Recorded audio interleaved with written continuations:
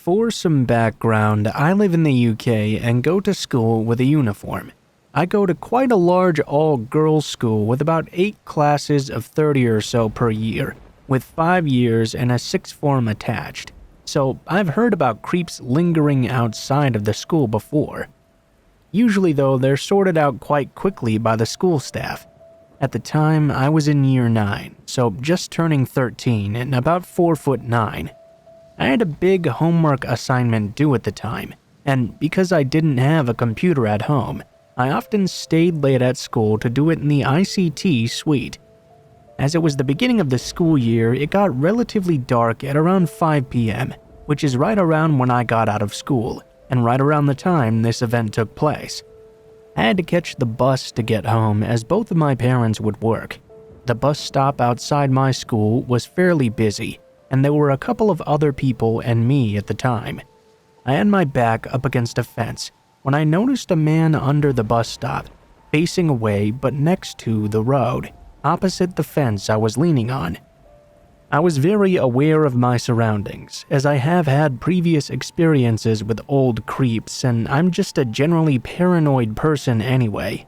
The man didn't strike me as particularly interesting, but I did notice him glancing over at me from the very corner of my eye. I then saw a bus coming and assumed that it was mine, so I stepped forward to check.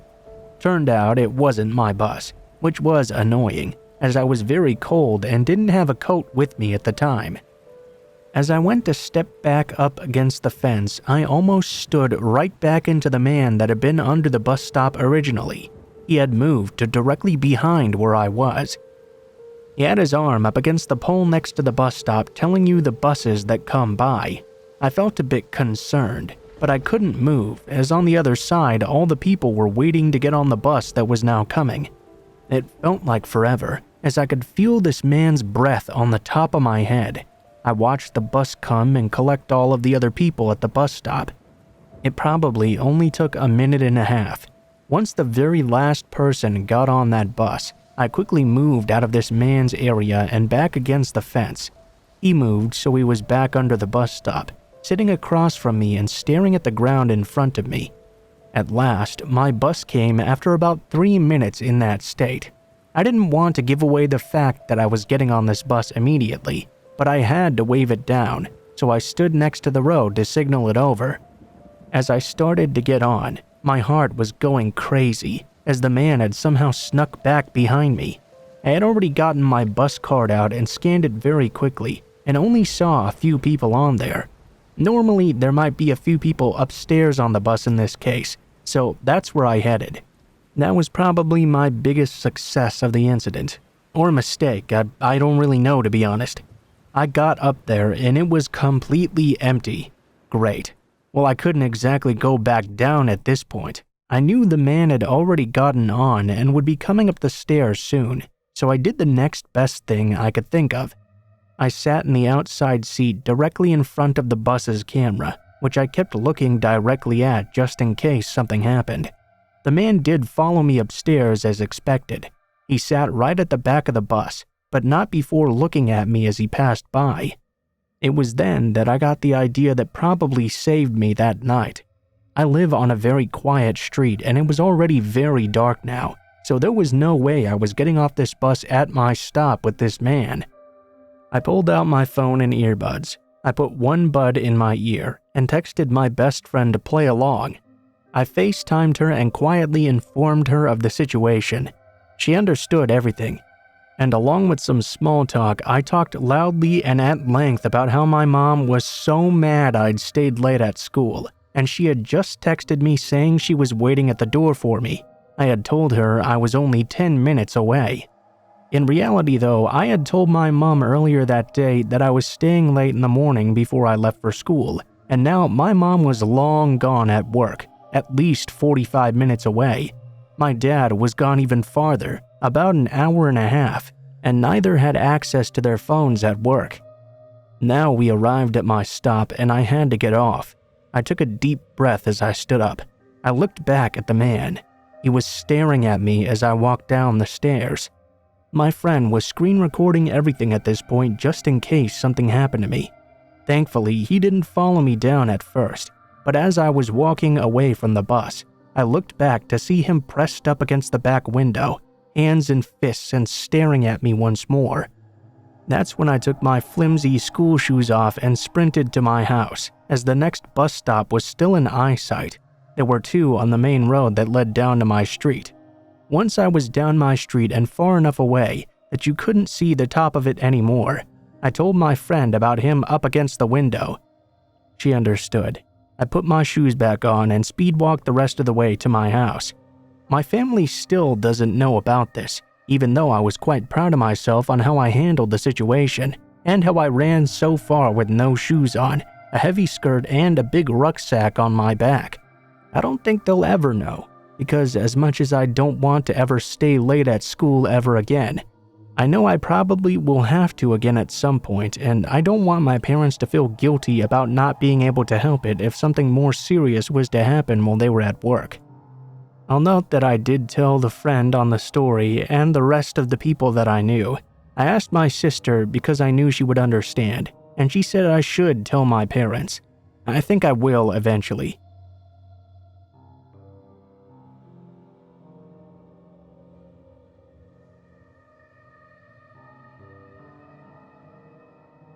I've been in 2 bad car accidents. I know the rush of adrenaline going through your head when you're in a crash. For that reason, I always pull over at any crash I see to at least try and help out, unless I know emergency services are there already. I have a level head, basic medical training, and usually have a first aid kit on me as well. Normally everything is fine, and I leave once the EMS and police show up. Today, that changed. I came around the bend while driving and saw a pickup truck had slammed into a tree. A body was slumped over in the seat. I immediately pulled my bike into the subdivision right across the street and ran over, shirking off my bag, jacket, and helmet.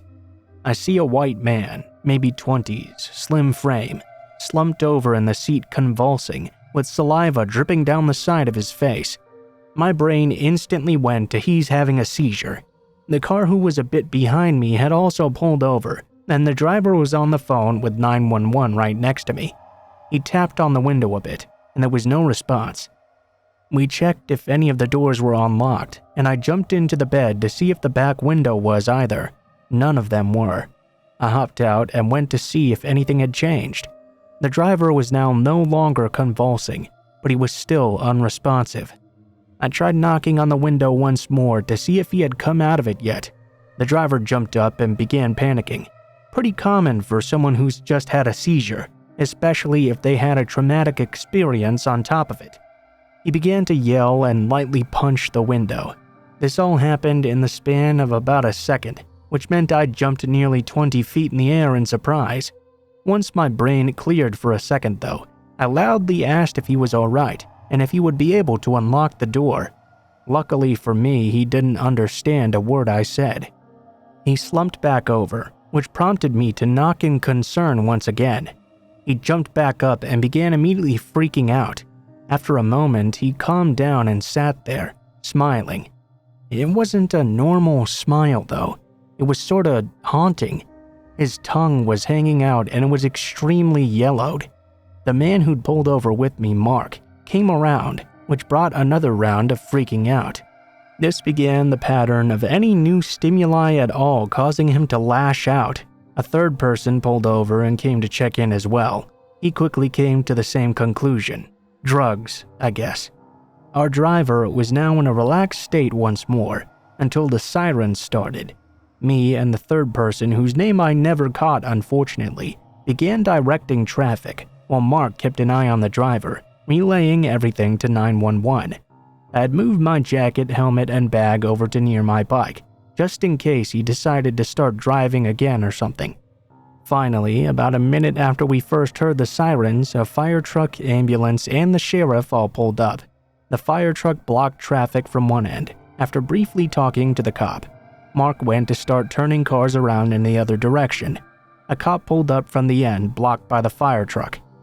The two cops, determining that the driver was in a combative state, drew their tasers. A firefighter used a pick to break open the driver's side rear window. After the first hit, the driver began to claw at the back window. Once it had been pulled out, the cops began yelling at him to open the door. Par for the course, the driver didn't understand a word. They decided to smash the front window as well. After the first hit, they didn't have to do much, because the driver immediately began hitting back. He punched out the window entirely as the cops yelled some more. The driver was yelling, punching at everything, so the first cop tased him. If we hadn't heard the crackling, we'd not have even known it had worked. He was still swinging away. The second cop tased him. Still nothing. First cop again, second cop again. As the first cop tased him again with the marking of a fifth tasing, the second cop opened the door. The driver began kicking, punching, and scratching while getting dragged out of the car. The cops attempted to hold him down, but apparently drugs are a hell of a drug. The largest of the firefighters had to join in as well, just to be able to hold him down. Around this time, 6 more cop cars flew up, and they all ran over to assist. After here, though, it gets a bit boring. Mark and I had to stick around to be interviewed by the highway patrol officer, who would be investigating the wreck. I guess it just goes to show that driving under the influence is not a very good idea.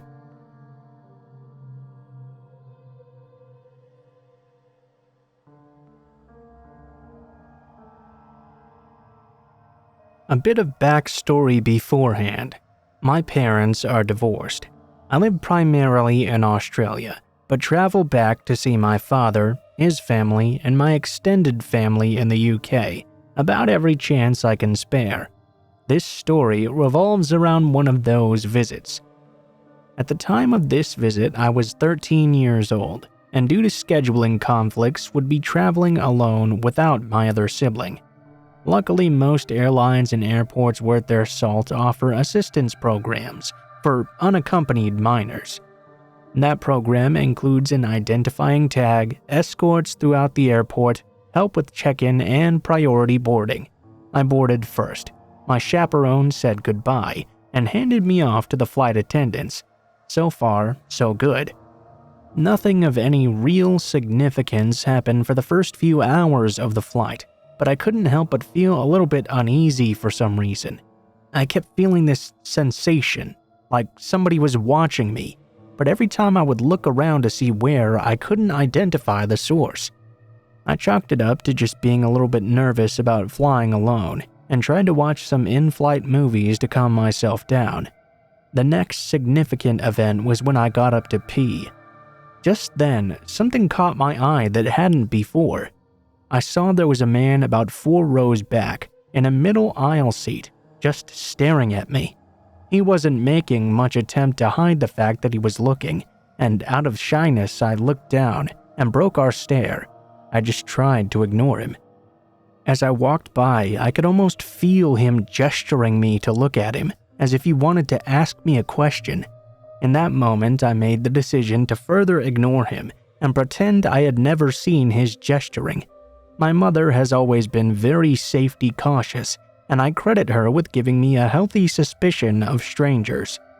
She had made it very clear that while I was traveling alone, I didn't have to answer to any other adults, except for my chaperones, and that if someone tried to talk to me or make me do something for them, I had permission to ignore them or report them to airport staff. So that's what I did. I walked past him, went to the bathroom, and walked back to my seat with my head down. I can't verify whether or not he kept trying to get my attention because honestly I was a little bit scared to look back. All I can say is that my "you're being watched" senses kept on tingling as the flight went on. These bad feelings all came to a head during the sleeping hours of the flight. For those who haven't traveled international long hauls, the sleeping hours are for people to sleep by simulating nighttime in the plane. This means no trolley service, dimmed lights, and all the airline screens are shut off. I was extremely groggy and sleep-deprived at the time. I probably should have tried to get some rest, but I just couldn't get comfortable. I was trying to instead ride out my time watching movies. This is when the man took the opportunity to approach me. He came up from behind me and put a hand on my shoulder and squeezed. then said something I hadn't heard with my headphones on. I removed them and turned to give him my groggy but full attention. "I'm sorry? Will you come to the back of the plane with me, please?" I was utterly confused by this question. Have I done something wrong?" "No, I would just like you to come to the back of the plane with me." He crouched down to be at my eye level. I glanced back to the end of the plane, which was pitch black and hidden behind a curtain. The only bathroom was vacant. I have money." He pulled out a wallet and showed me a wad of cash. "Maybe you'd like some? I just want to talk to you at the back of the plane. It'll just be for a moment." I was very confused as to what to do when this was happening. Looking back, I can remember feeling slightly annoyed, less afraid of danger, and more irritated at being asked to stop watching a movie and do something with this guy. Due to my tired state, it wasn't quite connecting in the synapses that I might be in danger. I was just being asked to talk to this guy about something after all. I wonder if he might have convinced me with a little bit more prodding, but luckily he didn't have the opportunity to go any further. A woman behind me, who I realized later had been listening in for the entire conversation, pulled down her eye mask and leaned over the seat gap.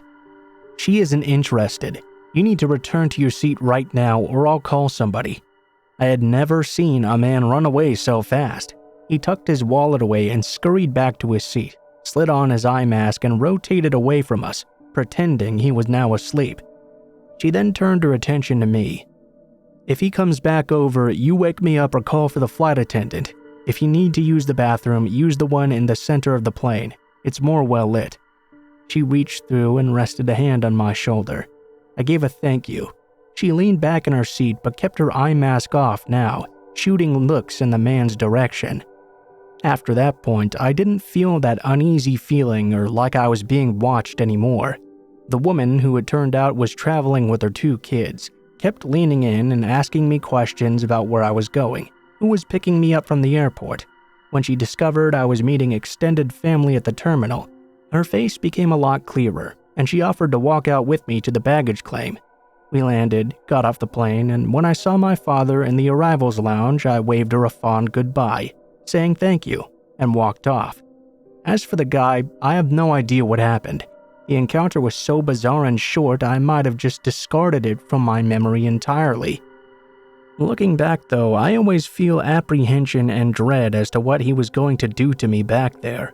I have some theories, but I'm glad I didn't get put in a position to test them out.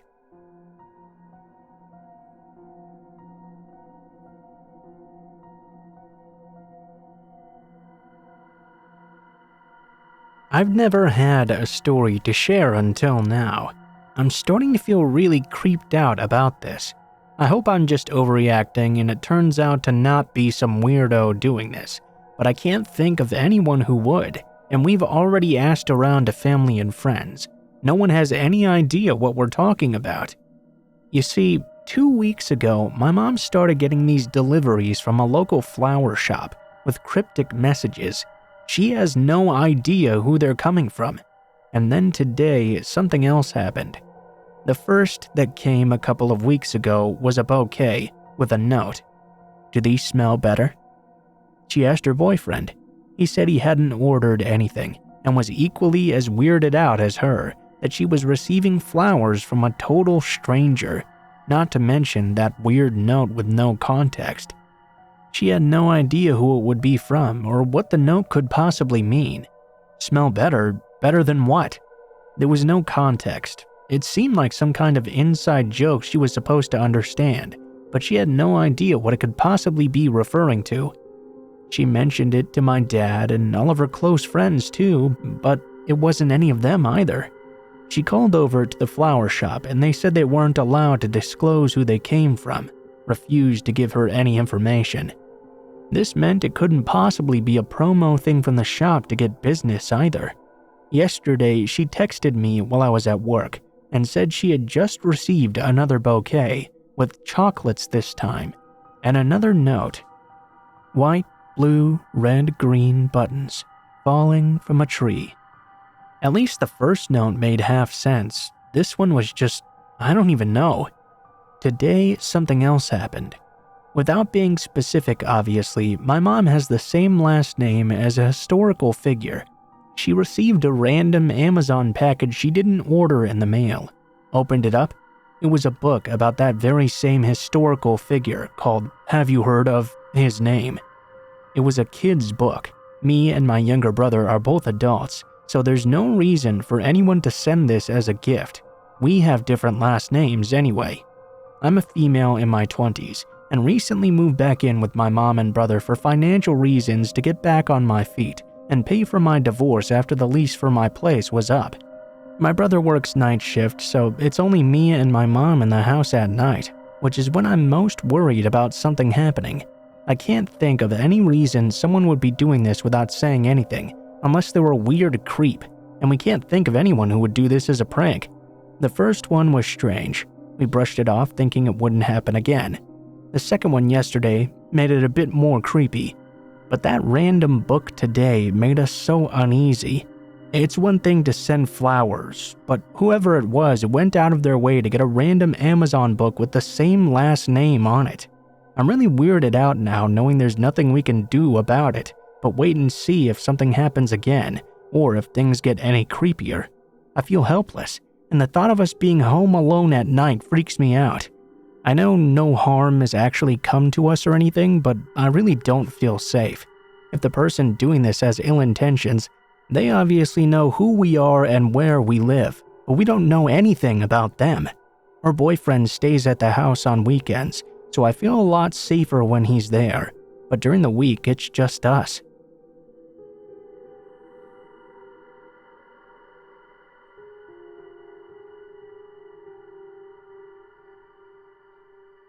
This happened about 3 weeks ago.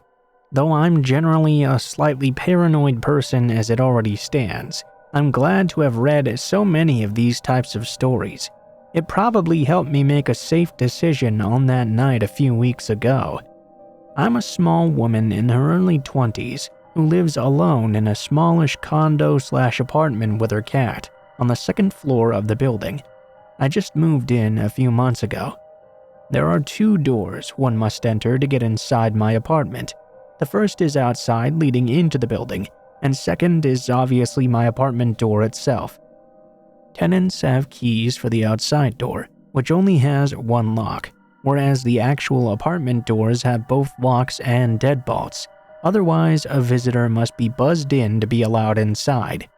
For some clarity, there are 8 apartments per building in my complex, with an outside door on either side of the building. Mine is closer to the back and is situated directly above a currently empty apartment. My downstairs neighbor to the left is my age, and the only neighbor I'm close with. She's often away though, staying with her boyfriend. This means that while I technically live near others, my home is slightly isolated. There's an outdoor light situated next to the door, but I'd noticed when returning home that the bulb had either broken or burned out.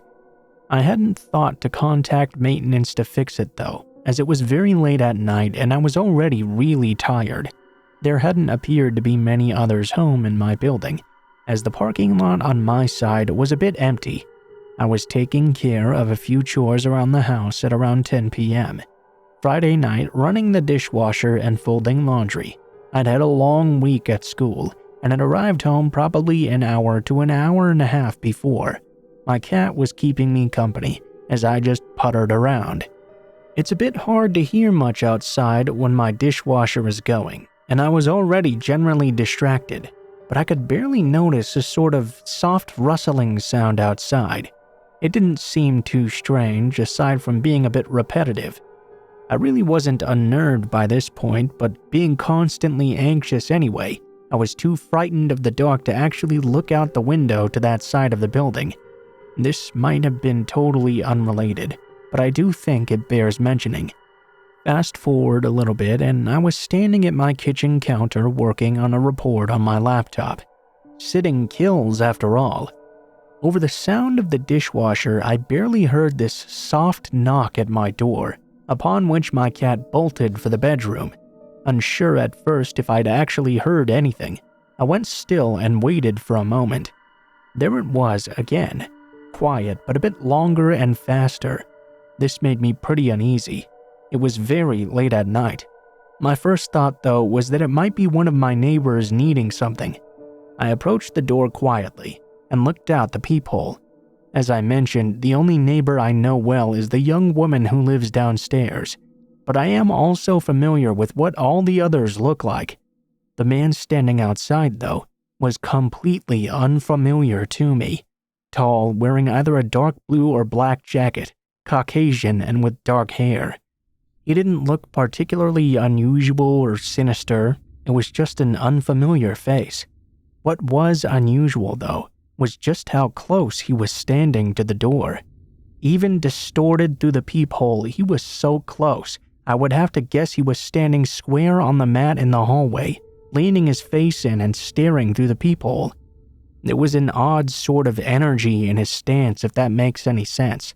I immediately felt extremely unnerved and glad that I made very little noise when I walked. I backed up about 3 feet from the door and waited. I'm not totally sure how much time actually passed, but he stood there for a good few minutes longer before I heard him go downstairs and through the outside door. Now, I've had a neighbor from downstairs knock on my door in the evening before to ask me if I was experiencing a power outage or something like he was. He had brought his wife with him, though, probably to reassure me, and stood a reasonable distance back from the door after knocking firmly. This was all exactly what this strange guy didn't do, which is why it set me on edge. I've always tried to convince myself, though, that I was making a big deal out of nothing. I told myself that this had probably been a similar sort of situation, but I was far too immediately uncomfortable to even consider opening the door. I just decided to listen to my gut. I texted both my mom and my male friend about the situation. My friend offered to come keep me company, but by that time I had talked myself out of some of my nervousness and assured him that I was fine. I went to sleep about an hour later and woke up having mostly forgotten all about it. Shit got weird the next day, though. Only in the context of what I saw the next morning did the knock even seem all that frightening. I had agreed to accompany my mom and her boyfriend yard sale hopping that morning in some nearby neighborhoods, as it was Saturday. They were supposed to pick me up early around 7:30. My mom gave me a call from her car when they arrived on my side of the building to let me know to come down. I grabbed my bag, went out my door and downstairs, but as soon as I opened the outside door, I could tell that something was clearly very wrong. The handle turned extremely loosely. The door opened very easily, and upon shutting it again behind me, the handle itself fell out of the hole. Looking back, I wish I'd taken a picture of it because it's a little bit hard to describe. It had clearly been messed with. The outside portion of the door handle was held in place with screws, and that part was completely missing. The lock component of the handle was also missing. Essentially, what was left behind was a stripped handle with a hole in the middle where the keyhole should be. Both those parts, when I searched the surrounding grass and sidewalk, were nowhere to be found. It had been thoroughly fucked with. My mom, having heard about the knocking incident from the night before, was not cool with this at all and insisted I report the incident. I contacted maintenance and the police, but as there are no cameras situated near my apartment, and definitely not near my door, I'm not particularly hopeful. I've gotten no additional information as of now. In talking with my neighbors who were obviously made aware of the vandalism, nobody who was at home or awake around that time heard anyone knock on their door, or saw, heard, or came in contact with the man I described. Maybe this is overthinking it, but this makes me more nervous. It makes the approach seem more targeted and less random, as if he knew I would be there. For what it's worth, though, the outside door handle was replaced very quickly that afternoon, and nothing like this has ever happened since.